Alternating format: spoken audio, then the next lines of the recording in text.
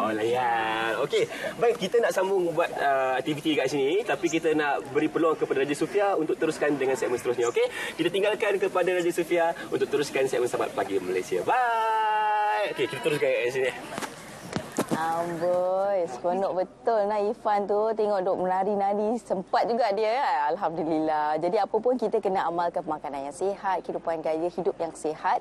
Jadi sekarang ni kita nak bercakap berkenaan dengan gaya hidup sihat. Jadi apakah antara perkara yang perlu kita ambil kira sekarang ni kan, cuaca panas sekejap, sekejap lagi hujan kan. Macam kat sini malam tadi hujan lebat. Alhamdulillah hari ni pagi ni cuaca sangat cantik. Jadi bersama dengan kita, saya kenalkan iaitu Dr. Rosidah Omar selaku pakar perubatan kesihatan awal. Assalamualaikum doktor. Waalaikumsalam. Selamat pagi. Ya, selamat pagi doktor. Okey doktor, bila kita bercakap tentang cuaca panas sekarang ni doktor kan, iaitu antara perkara yang membimbangkan kita semua antaranya adalah strok haba. Tapi sebelum strok haba itu akan berlakunya kelesuan haba, itu antara tanda awal supaya kita dapat mengenal pasti tubuh badan kita dah pun terkena kelesuan haba dan akhirnya akan mengakibatkan strok haba. Sebagai permulaannya doktor, mungkin doktor boleh jelaskan dengan lebih lanjut lagi. Silakan. Okay, terima kasih. Ya. Okey, sebagai pengenalan, Jabatan Meteorologi ataupun Met Malaysia telah mengumumkan sekarang negara kita berada pada tahap apa kita panggil monsun barat daya lah, yang bermula pada pertengahan Mei yang lalu dan dijangka berterusan sehingga September. Jadi dalam tempoh ini selalunya negara akan mengalami cuaca yang kita kata panas dan juga kering lah, dan mungkin akan berjerebu lah. Okey, bukan negara kita saja, negara-negara Asia yang lain pun mengalami cuaca yang sama.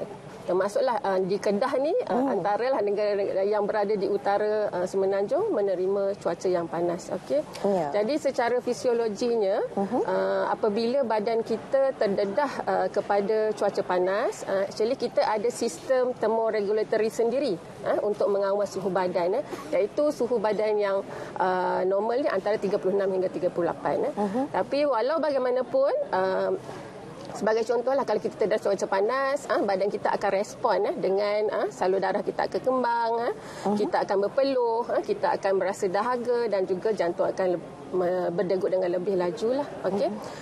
Walau bagaimanapun, jika terdedah kepada keadaan cuaca panas yang melampau, okey, badan mungkin tidak dapat lagi mengawal suhu badan ketika itu, dan suhu boleh meningkat dengan tiba-tiba. Okey, dalam keadaan ini dia boleh memberi kesan kesihatan seperti yang disebutkan oleh Sofia tadi, boleh menyebabkan dia ada tahap-tahap tertentu, sama ada ringan, sederhana ataupun yang lebih teruk lah. Okey. Contoh simptom yang ringan adalah seperti kita kata sunburn ataupun selaran haba. Okey. Itu tahap pertama lagi kan. Itu risau juga tu doktor. Ya. Tapi jika cuaca panas ni melibatkan kehilangan air dalam badan, dia boleh menyebabkan sistem simptom yang lebih teruk.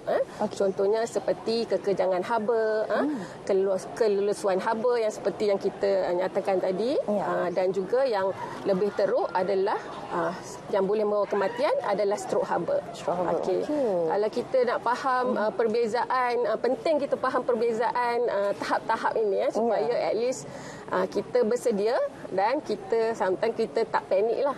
Okay, sebab kita tak mahu nanti kita kata semua kes adalah strok haba, nanti komuniti boleh jadi panik kan. Betul. Tapi kalau kita faham ini adalah tahap ringan dan tak sederhana, mungkin itu adalah kesedaran kepada kita untuk mengambil langkah-langkah pencegahan lah. Baik, bercakap tentang tahap tu, kita nak tahu jugalah doktor, mungkin doktor boleh jelaskan kan tahap pertama dia apa dia. Macam tadi mungkin doktor ada jelaskan sikit lah, tahap pertama mungkin sunburnnya dan sebagainya kan. Jadi bagaimana untuk kita nak kenal pasti tahap-tahap yang ada? Okey.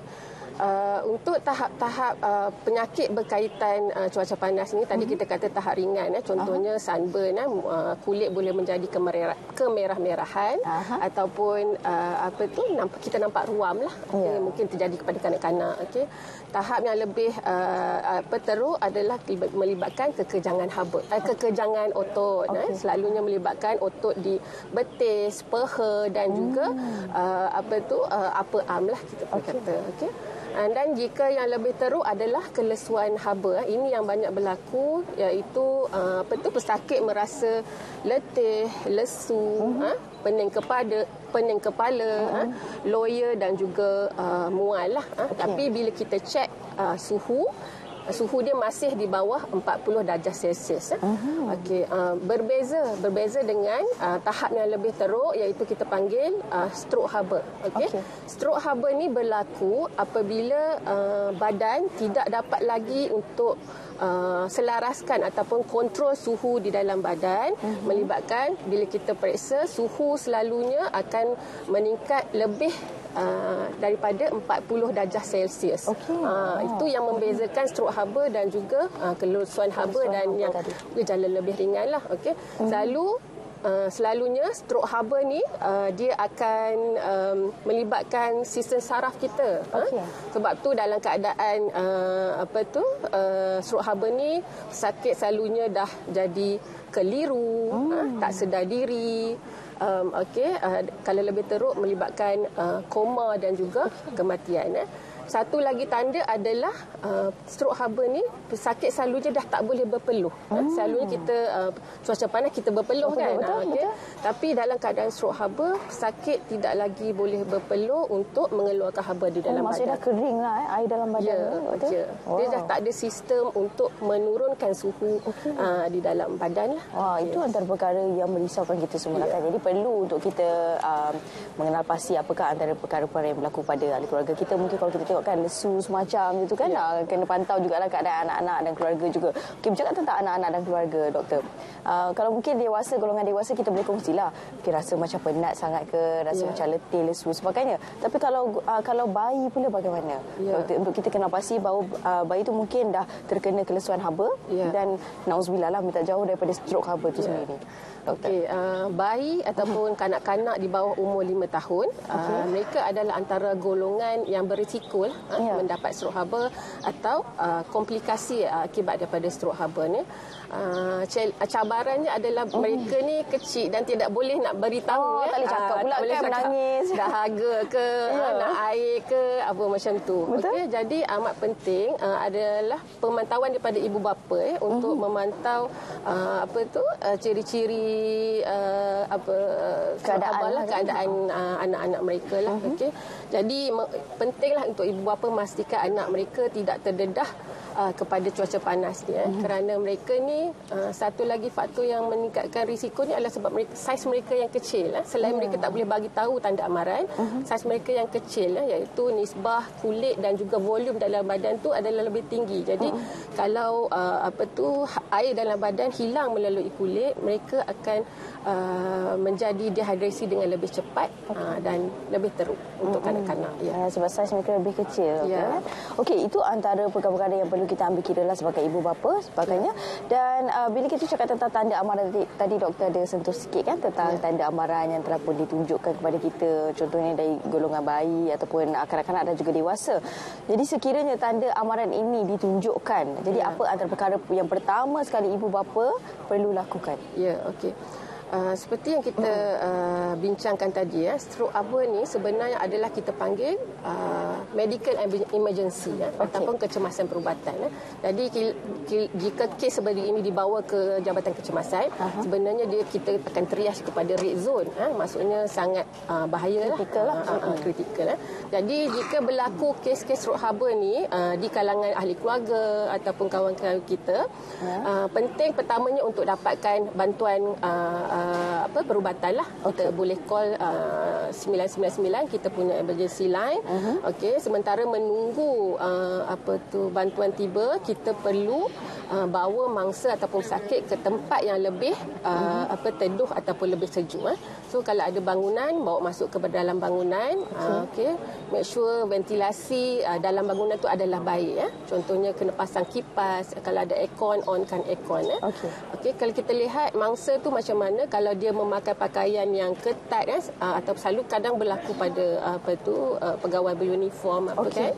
So kita boleh longgarkan baju dia, make sure dia pakai yang ringan sahaja. And then cari air untuk lapkan badan mangsa dengan kain basah. Tempat yang kita boleh target untuk sejukkan ni adalah seperti mengelap kain basah ni di dahi, di leher, di ketiak dan juga di pangkal peha lah. Okey. dalam keadaan ni kita kena lihat pesakit tu. Kalau pesakit tu dah confused, keliru, dah tak sedar, jangan beri minuman. Jangan beri minuman pada ketika ini. Sebab kalau dia tersedak ataupun tercekik, itu boleh menyebabkan komplikasi yang lebih teruk sebenarnya. Yang paling penting adalah untuk segera bawa mangsa ke fasiliti kesihatan yang terdekat. Contoh hospital ataupun klinik kesihatan. Itu dia antara perkara yang perlu kita ambil tahu. Maksudnya bila keadaan mangsa tu mungkin dah mula keliru, dah tidak sedarkan diri, jangan kita berikan air minuman kerana ia akan mengakibatkan perkara yang lebih teruk lagi ataupun komplikasi yang lebih teruk. Jadi terima kasih kami ucapkan kepada Dr. Rosida Omar selaku pakar perubatan kesihatan awam di atas penjelasan tadi. Jadi banyak yang saya dan juga para penonton boleh take note untuk sama-sama kita menjaga kesihatan diri dan juga keluarga. Terima kasih banyak doktor. Sama-sama. Okey, dan seterusnya kita nak beralih